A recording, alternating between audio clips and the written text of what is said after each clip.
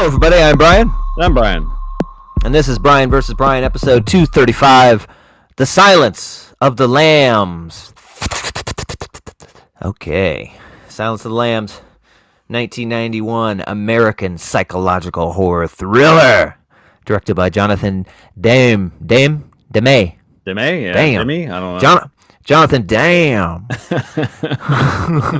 Adapted from Thomas Harris's 1988 novel. Jodie Foster as Clarice Starling. We got Anthony Hopkins as Hannibal Lecter. We got Ted Levine as Buffalo Bill. Let's see. February 14th, Valentine's Day. Bummer. Wow. 1991. 19 million budget, 272.7 million box office. Jesus Christ. It did okay. Wow. It did okay. Yeah. The sequel is announced the next week. It did okay. That's crazy. Yeah, it's 19 million. I guess there's not much to spend the money on. It's just kind of houses and some fake guns you need, some cheap FBI uniforms, that's about it. It's crazy how long it took them to actually make a sequel. Maybe the sequel book wasn't written at the time. You said based on the book by Thomas Harris in 1988, so maybe Hannibal wasn't written then. But that, and I think, didn't it win Best Picture? I know it got. It won the top 5, bro. Only two other films have achieved this. Being 1934's It Happened One Night, and 1975's One Flew Over the Cuckoo's Nest. So this is the most recent to do it. It won the what do they call it? The Big Five. Best Picture, Best Director, Best Actor, Best Actress, and Best Adapted Screenplay. Boom, Jesus. motherfucker. Yeah. That's very, very. I mean, I don't know if you consider this horror. Maybe it's horror adjacent. I don't know, but it's very rare that a movie like this would clean up like that. Most horror films are kind of neglected from the Oscars. Yeah, this is the first and only to date horror film to win Best Picture. Yeah, it's sad. There's a lot of good horror movies, man. Yeah. So yeah, this one. God, it's the sequels Hannibal in 01, followed by 2 prequels, Red Dragon 02 and Hannibal Rising 07. I think I've seen Hannibal. I don't think I've seen the other prequels. I've seen everything in this franchise except for Hannibal Rising. I've seen the show. I've seen Hannibal. I've seen Manhunter, Red Dragon. I've not seen Hannibal Rising. But man, watching this and finishing it, I really would have liked a sequel closer to, and then get Hopkins and Foster back, and he's helping her on another case. That would have been fucking awesome. Yeah. Instead, we got God, who was it? The redhead, Juliet something. God, what the fuck is her name? Juliette Moore. Yeah, Juliet Moore. She was Clarice in Hannibal. I thought she was a pretty good Clarice too. She's no Foster, but yeah, it was pretty good. So we start off with the FBI training course. Starling running around, and I think it's comical, this training course. It's some logs. Yeah. Hey. What do you do for the log? I don't know. Do something. I don't know. Jump over them. Jump on them. It's up to you. Yeah. Go around them. I don't know. I love when she climbs up the rope. And she does. I don't know if she does a flip and then hangs on. I was like, come on, you're getting a little fancy with that. It's way more efficient. Yeah. He saved over 3 seconds. Mm-hmm. And then I like how some random guy is just in the middle of the forest and Starling stops, walks over. They want you inside, and then they got a shot of him turning his head to the camera so you can see he has a big FBI on his hat. Just the black hats. Yeah. So now we know where we're at. And I don't know. She's like in training. She's not even an FBI agent. She hasn't even graduated academy yet, and she's working with I forget that guy's name, who's kind of like his her Jack. Fuck, what the hell is his name? I remember his first name is Jack, but I don't remember his last name. Chief Jack Crawford. Jack Crawford. There we go. recruited by a behavioral science unit chief, Jack Crawford, to interview Dr. Hannibal Lecter. It's like, why would you do that? We have much more qualified people to do this that are already agents and are already working in the behavioral science unit. But no, I like this girl. She's got spunk. I don't know what it is. I think he knew her father or something. I think there's some connection there because he talks about it later. Your dad would be proud and whatnot. And she challenged him on something, some speech he gave. She turned in a paper or something that challenged his thing. Oh, yeah. I gave you an A. Okay. You tore me apart. It was an A-, sir.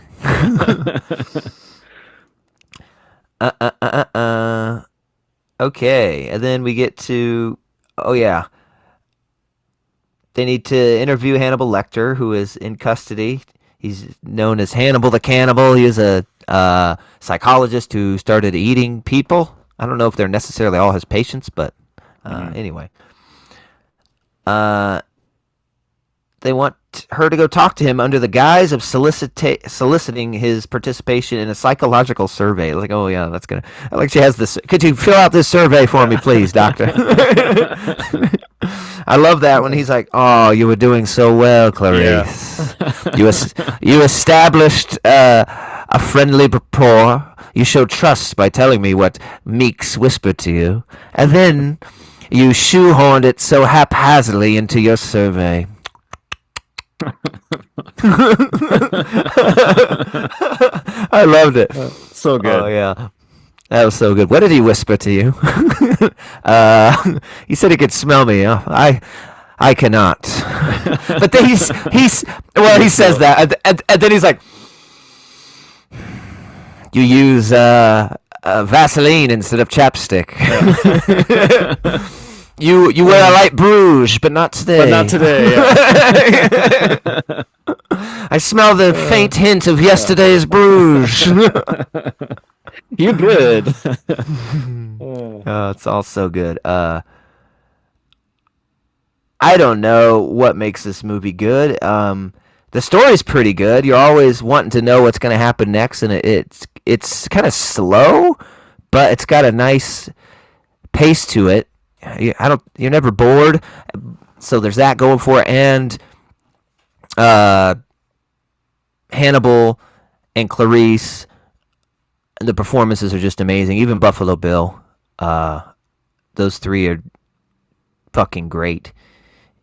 It's funny with Buffalo Bill. There's the lotion scene, like that's been parodied, and all of us have said that, and so it's like.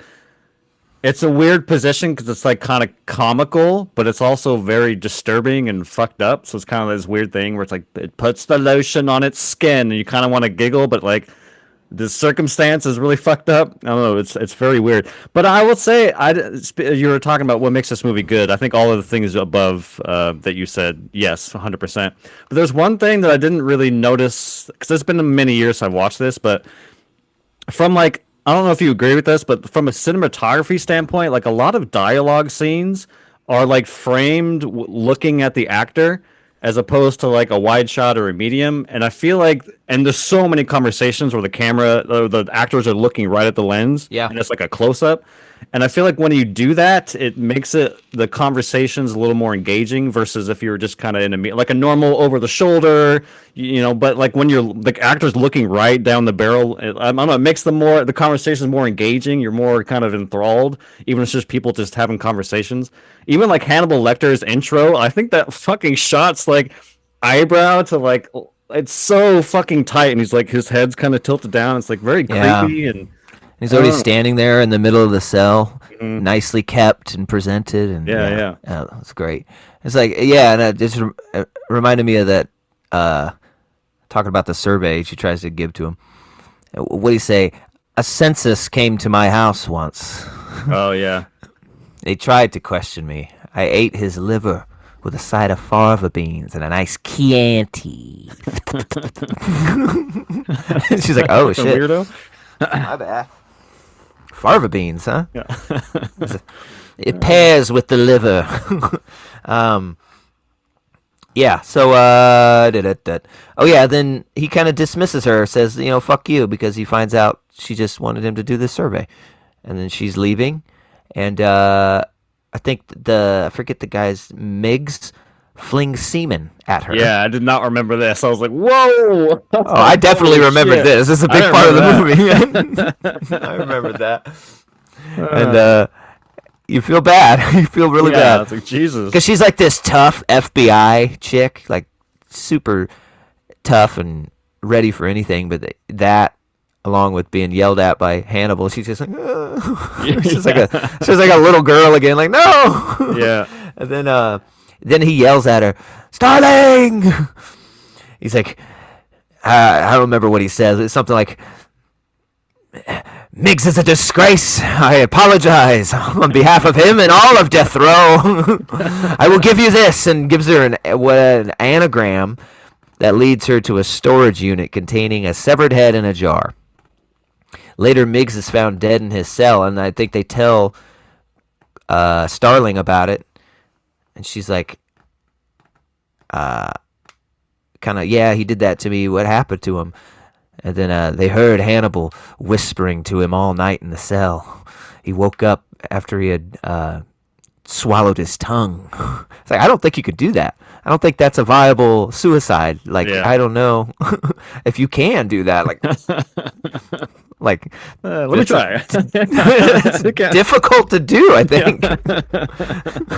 Swallow your own tongue. Okay. Oh yeah, so they discover that head in a jar in that storage unit. And the storage unit, they're like looking through it, and she has the guy, and they have to get like the jack to open it, and she gets in there, and then all of a sudden the storage unit is like Ripley's Believe It or Not. It's huge. It's like there's cars in there and shit. I was like, how kind of a storage unit is this? It's like outside it's an 8x10 storage unit. Inside it's a fucking mansion, like with all sorts of shit. It was crazy. And then she gets the head in the jar, and they examine the head, and they find first they have another victim that they find in a river or something. All the victims are found in water, and they're doing the what do they call that? The autopsy. And that's a pretty cool scene where they all put the cream on their nose. They don't frickin' barf. And she's, in training, so she's pretty shaken up. And, star entry wound. Yeah. What do you see, Starling? Yeah. And then, they found something in the mouth. And what is that? Some kind of seed pod? Yeah. Nah, motherfucker, that's a moth, baby. So cool to see that huge fucking camera that like has this. I don't know what that is. It's like this metal thing, and it like sticks on it. And whoop, I don't know. That's the cool. noise is amazing. Yeah.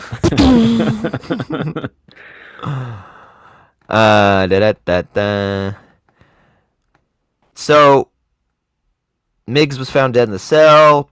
Tell Starling about it. Lecter agrees to assist the investigation in exchange for a transfer away from Chilton. After there's a new girl that gets kidnapped, and we find out she's like, what is it, the governor, the mayor's daughter, senator's daughter. Yeah. And we get Buffalo Bill abducting her. I was kind of watching her a bit. And then he's pretending to put a couch in a van and struggling. Oh, dang it. Oh, darn it. You need some help, mister? Oh, would you? I'd really appreciate it. You just get up in the back. Get in there. Yep, I want it all the way in. Shoves her in with the couch. And then he's like, what are you, about a size 14? And she's like, what?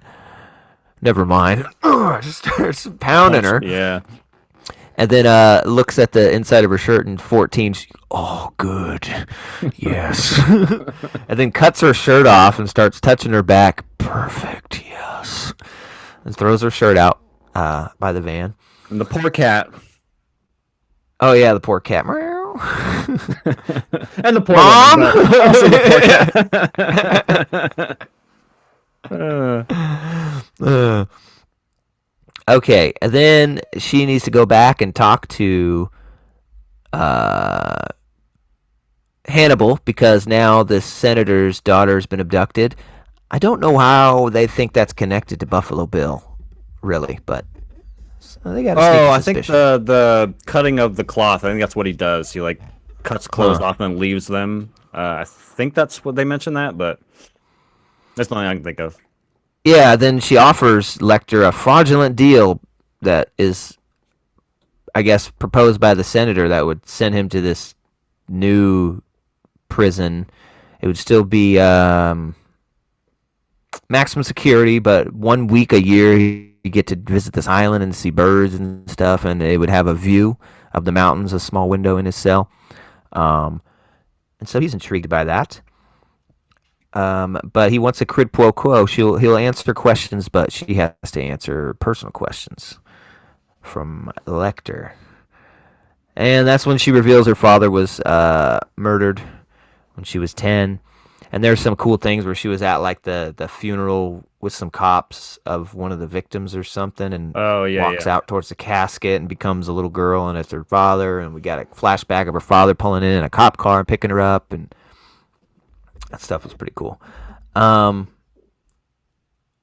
and then I think Lecter reveals he's a that Buffalo Bill is a transsexual, or he Hmm. thinks he is. And he's like, he's not really, though. He just hates his own self, so he thinks he's someone else. I would start by looking at the transsexual surgeries list at John Hopkins, and he lists there's only three Couple of it. major Yeah. hospitals that do it in the country. I would bet he has applied to one, if not all, and been rejected for his emotional instabilities or something like that. Um, Then we get this guy Chilton, who he kind of runs where Hannibal Lecter is at, and he records the conversation and he's listening to it. And he's kind of a skis. He reminds me of the guy from like Aliens. Yeah, totally. He's kind of that guy, you know, Yeah, yeah. doing whatever he can to make his own dreams come true. How does that? How can Uh, this like benefit me in some sort of yeah. way? Yeah. So he gets in touch with and finds out that deal is not real, and then talks to Lecter about it and says, but I have a new deal, a real one. I actually talked to the senator, and of course I threw in some things for myself as well. A new Mazda Miata Yeah. for me. I don't know what he would want. I don't know. He's such a weird. Like I remember the first time she goes to the facility and he like hits on her immediately, and then they get to like right outside where Lecter is, and she's like, "Hey, actually, I'm gonna do this by myself. Is that okay?" And he's like, "Well, you could have told me that before I walked all the way over here. You know how fucking long these hallways are." Like, dude, Yeah, he's and I funny. like how she strokes his ego Hmm. to make him let her. Yeah, Yeah. but then I wouldn't have been able to enjoy your company. Oh, Hmm. let her in. Touche. I like how the black guys, like the the corrections officers are like they were pretty cool, and they Yeah. like know her because she keeps coming, and they act like they're best buds. If she comes for Yeah. like 5 minutes once every 4 months, it's like Clarice. Clarice, how you doing? Guys, Clarice is here. Or even the two guys that she clearly has known in the past, the friendships. There's like the two scientist guys, like the moth hmm specialist, and then the cross-eyed guy. I don't know what the fuck his deal was, but Yeah, but now they got to go because they're having a prisoner exchange. They find out the FBI finds out that this guy did that behind their back, and that was a pretty cool conversation about somebody like, did you offer Hannibal a fake deal? And he's like, I had to roll the dice. hmm. And then another thing is like, I like when Clarice was to that mentor of hers. She's like, you you just wanted his help on the Buffalo Bill killer, didn't you? And you didn't care about the census. That was all. He's like, yeah. He's like, well, she's like, it would have been nice to be known that. If I would have sent you in there with a ulterior motive, he would have Yeah, picked that chewed up you right up and off the spit bat. you up. Yeah, yeah. Yeah, so that was pretty cool. And then Buffalo Bill uh, yeah, he's doing the transfer, and you get the cool. He's always got the mask on and shit. And oh my god, the acting in this was just his eyes, just Oh looking yeah, at things, and then the breathing, so just good. taking it all in. And yeah, hello, Senator. Hello, Doctor.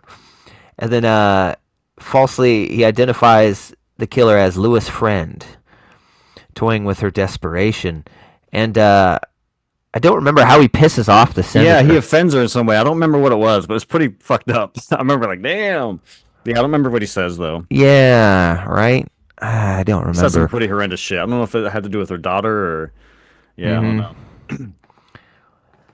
And then Lewis' friend is an anagram. He loves anagrams for iron sulfide, fool's gold.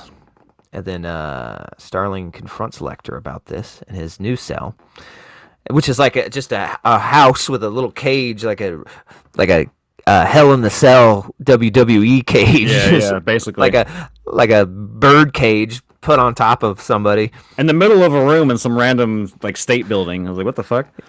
Yeah, and he's got like nice bed and dresser and stuff and Record all that. player. Yeah. Mm-hmm. Uh, uh, uh, uh. And then they talk more, and then Lecter offering a final cryptic clue. We covet what we see every day, Clarice. And so the first victim she, gets from that he's watched her. The first one he knew. And then she reveals that she lived on a relative's ranch in Montana after her father died. Um, for 10 months. Why did you leave, Clarice? And she woken up one day by screams. Went into the barn to check it out, and they were slaughtering the lambs, and they were screaming. Yeah, that's pretty awful.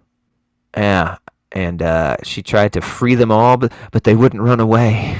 They didn't know. But you could run away, couldn't you, Clarice? What did you do? Yeah. And she's like, I grabbed one of the lambs and I left, and it was so heavy. The lamb was so heavy. And you think that by Only, catching Buffalo Bill, you will silence the lambs? yeah. You hope that your nights will be quiet again, don't you, Mm. Clarice? Maybe. I don't know. I know. I'm a psychologist, bitch. And then, yeah, they caught up with me 3 miles down the road, and what happened to the lamb? What was the fate of the lamb, Clarice? It was killed. It was killed. All for naught, then, Clarice. Yeah, and then we get that night Lecter orchestrating a gruesome escape by the pen he smuggled from that shifty guy. Yeah. Like that guy's gonna leave a pen. This guy knows Hannibal pretty well and has this list of rules, and you can't fucking give him anything. You can't touch anything, and yeah, he just I left my pen on the bed. Yeah. Oops. Well, it's kind of nice though. It's like subtle. I do agree that it is a little bit unbelievable, but in the movie's defense, I feel like because when they show him talking to Lecter with a pen, he's like overconfident. He's like he's getting his way. That smeezy, I'm getting my way, and this is what I'm gonna do. So he's like kind of careless in a way. But yeah, it's still even if you're careless, you would think that he would not bring that pen in there for sure. Yeah, then the two guards come in later, and he's got the little piece of metal from the pen in his mouth, and he has to get down and put his arms through the bars and get handcuffs so they can bring in the food. He's like, this bastard asked for a second dinner. Lamb chops, extra rare. This bastard eats better than us. And it's like on a silver platter. It's got a glass salt and pepper shakers. It's all Yep. fucking gourmet. It's all gourmet, but then it's got a paper cup of like juice. Yeah, yeah. Like, Little Dixie cup. yeah. And yeah, they handcuff him, and he gets off one of the handcuffs, and then hooks it onto one of the officers and hooks him to the cage. And then he yells at the other one, "Oh, he got me! He got me!" And then he starts biting the other guy's face, which is pretty brutal. And I thought I remembered him biting off his nose, but no, he just kind of Like his bites cheek. like kind of on his Yeah. cheek, yeah, next to his mouth. Bites the hell out of him. Oh yeah, then he takes his like we have an establishing shot earlier of when they're coming in. This guy puts it says like chemical mace on the bottle. He's that got it, and he's putting it in his holster, and he takes that and just like very close, like dripping it pretty much in his eyes and on his open wound. This chemical mace. Oh. Ah! Jesus! Oh yeah, and the other guys watch it. Oh God, no! No! What are you gonna do to me? Oh! It's not gonna be worse, is it? Oh, I hope not. And then he grabs the baton. I don't remember if it's the baton from the guy he maced. I think it is. And then he just like looks at the guy chained up and a nice elegantly dramatic, elegant swings like he's fucking John Williams conducting. You know what I mean? 1, 2, 3, 1, 2, 3. 1, 2. Bum, ba-dun, dun, dun. Anyways, and he just beats the hell out of him. And then it's once again the acting, and you get the blood splatter and the he's just getting more. Yeah, and he kind of stands there covered in blood next to that radio playing opera, and he's just reveling in it and blood on his face. And then he kind of comes to, looks around, realizes, oh yes, just casually walks out. Oh yeah, he hears the guy he bit his cheek off. You can hear him like calling for help outside the cage. Yeah. Like, oh yeah, that guy. I gotta go deal with that. Yeah, and so I don't know. The officers downstairs see the elevator moving, and then who went up there? Nobody. Oh, what the hell's going on? Call those guys. See what they're doing. They can't get a hold of them, so they go to the floor, and it's apparently on the 5th floor. And they walk in, and the officer, pretty sure the officer that got chemical maced. Oh yeah, because he grabs a little pocket knife from the guy who is chained up and walks towards that guy, and they find him strung up with like the American flag banners, like wings hooked to him, and his intestines coming out, and oh my God, oh! and then they find the other guy, no longer chained anymore. He's in the middle of the floor, and one of the officers said, "He's breathing. Talk to him, damn it! What do I say? It's Johnny. Talk to him. Hey, Johnny, you're gonna be fine, man. You look great. You look great. You look good. You know, all things considered, you've looked worse before. Your face looks a little weird, but we'll figure that out later." Yeah, and then they're riding the elevator, and then they're trying to get that guy out who's got the face trauma, and he's like convulsing and not doing good in the gurney.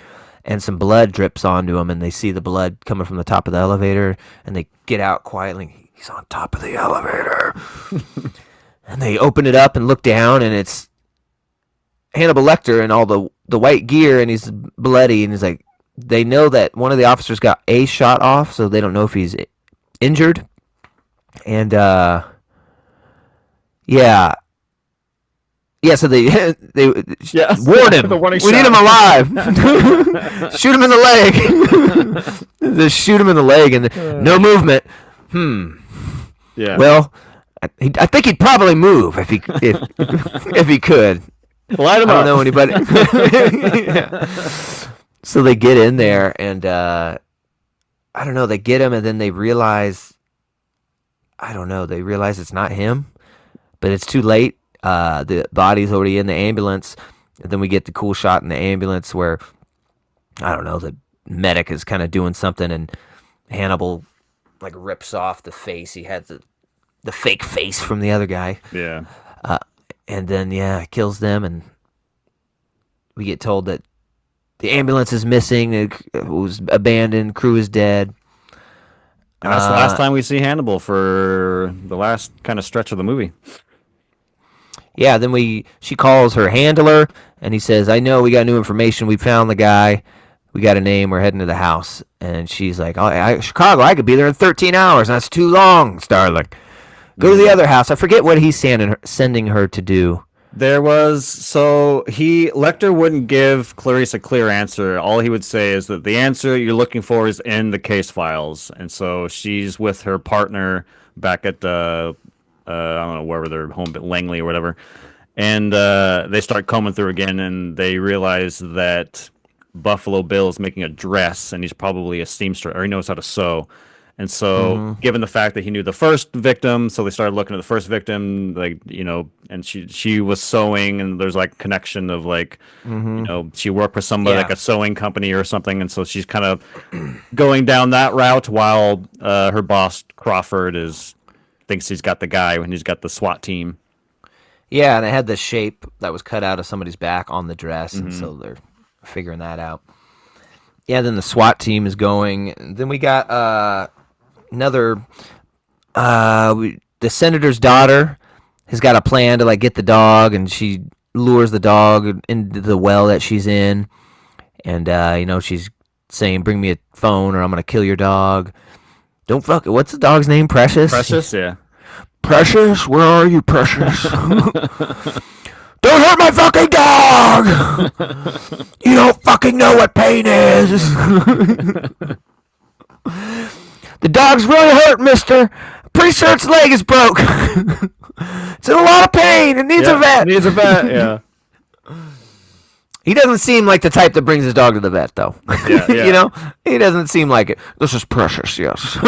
She's having a tummy ache. I don't think he leaves the house much unless he's murdering. Yeah. He's Uber eating all of his meals. Oh my god. Leave the fucking food in the basket. He's got a basket on the front porch. It leaves the food in the basket, or else it gets no tip again. I tipped on the app. Anyways,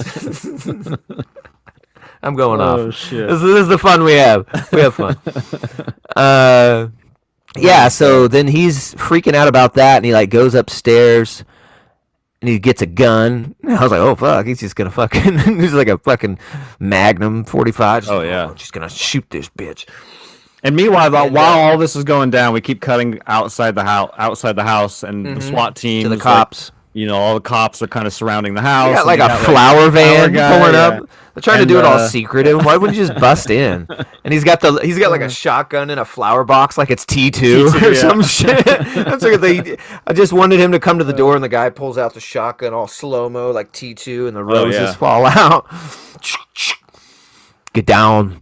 Yeah, and the guy's ringing the bell, and then it cuts to in the house, and they got a giant buzzer. It's a weird buzzer downstairs, and it's like makes electrical noises and like lights up. It's like it's like, what is there, just raw electricity flowing in this thing? I didn't get that part.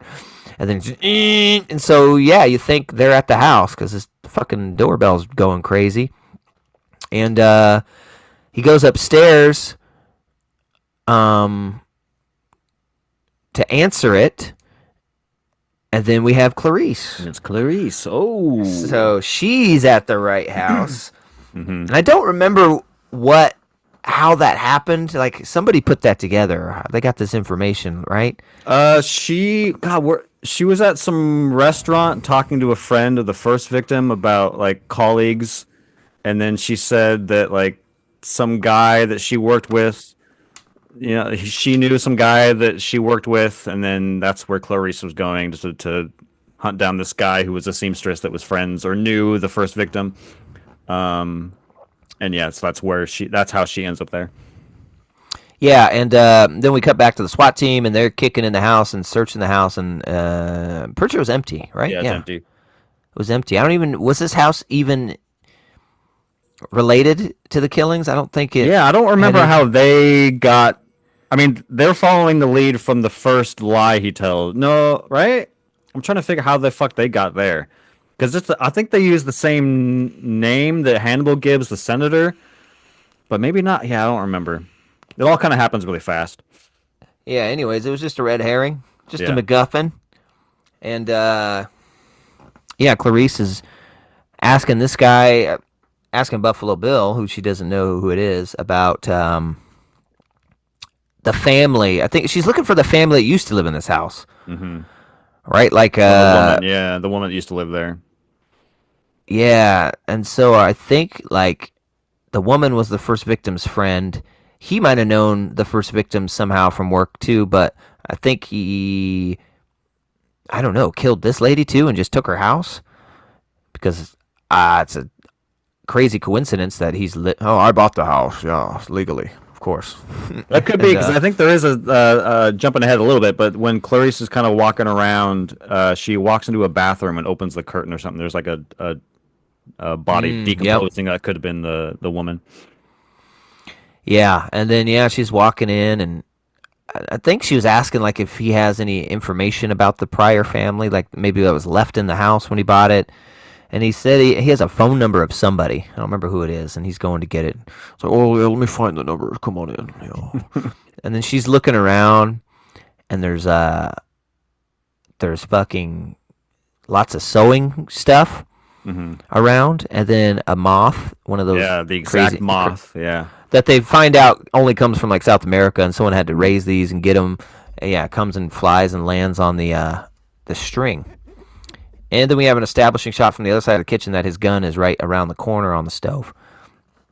And so he's looking for it, and he's, oh, here it is, here. And, he just he holds it out about 3 inches. So you got to come over here and get it. No, I'm not bringing it to you. And then she's like, okay, thank you. And like, puts it all together and pulls on him. Freeze! And he's like, oh, hands up kind of thing. And very like dramatically, he turns around and runs out of the goodbye horses. Fuck me. Yeah, we can't talk about this movie without that scene, dude. Oh yeah, like that one's been parodied a lot. I just love it, dude. I got up and kind of danced around when it was happening. Oh, I'd fuck me. Would you fuck me?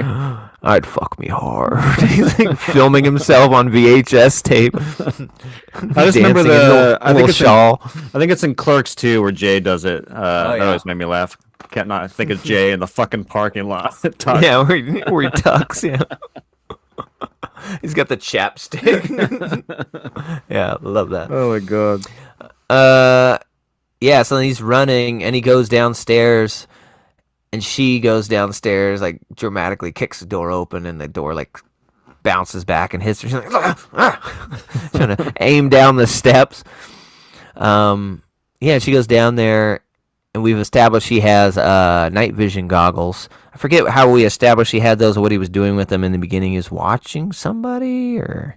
Yeah, I think it was it the senator's daughter? Because I guess we don't really see him stalk anybody else. It had to have been her, right? Yeah. I think.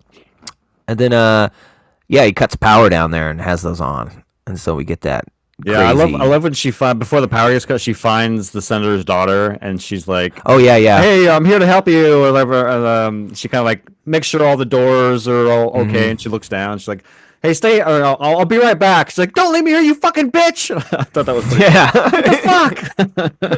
the fuck? Yeah, so good. Then he cuts the power and he's kind of stalking her through the halls, and that's a great piece of cinema. And she's just pointing in the dark, and you get and he's like going and almost touching her face and hair and stuff, and it's really weird. And then he gets his gun out and he's got it right to her head, and then he kind of backs up a little bit and he loads it. It pulls the hammer back, and she hears that and turns and unloads on him. I don't know how he didn't even get off a shot. Yeah, just right there. And yeah, she turns and unloads, and he falls and dies. But then the lights were on at that point. I think he does get a couple. He just misses because he shoots the window behind her, and the light kind of. Oh yeah, the light pours in. He does get a couple of rounds off. Yeah. Mm-hmm. And cops come. Her handler guy gets her out of there, and the senator's daughter is saved. And I think we cut. You're the reason why we found this guy. No one's gonna forget that. I won't forget that. And then we cut to FBI graduation, and she gets her badge. And then there's like a celebration party, and he's there, comes up and talks to her, says, I'm not good at these things, I'm going to leave, but I just want to say congratulations that your dad would be very proud. And then, because earlier in the movie, Hannibal insinuates him maybe he has a sexual thing for you. Why would he help you so much?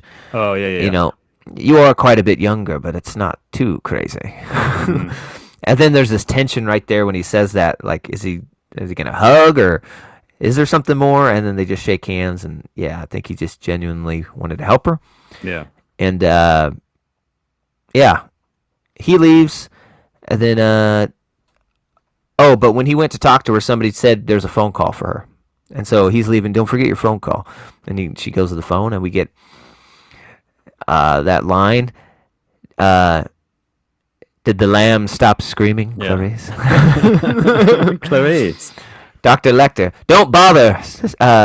What do you say? I'm not gonna be Tracing on the the call. call long enough for you to trace it. She didn't. She wasn't gonna bother at all, anyways. Like, she was totally cool with just having a conversation with you. Yeah. She's how are you gonna trace this call? I don't think that can work. It was a random call to a phone you didn't know was gonna happen. Pretty sure you gotta have that set up. You know what I mean? Especially back then. Yeah. So he says, "Where are you, Doctor Lecter?" And he says, "Oh, don't worry about me. I'm just meeting an old friend for dinner." And then what else? Does he say anything else before he goes? I don't remember. He has to have. I just Yeah, don't remember what it is. yeah. He just gives her a little. Oh yeah, he says, "Don't worry, Clarice. I'm not going to look for you. The world's more interesting with you in it. I hope you extend to me the same courtesy." She says, "You know I can't promise that, Doctor." Oh, darn it. Tisk, tisk, Clarice. Then perhaps someday we will meet again.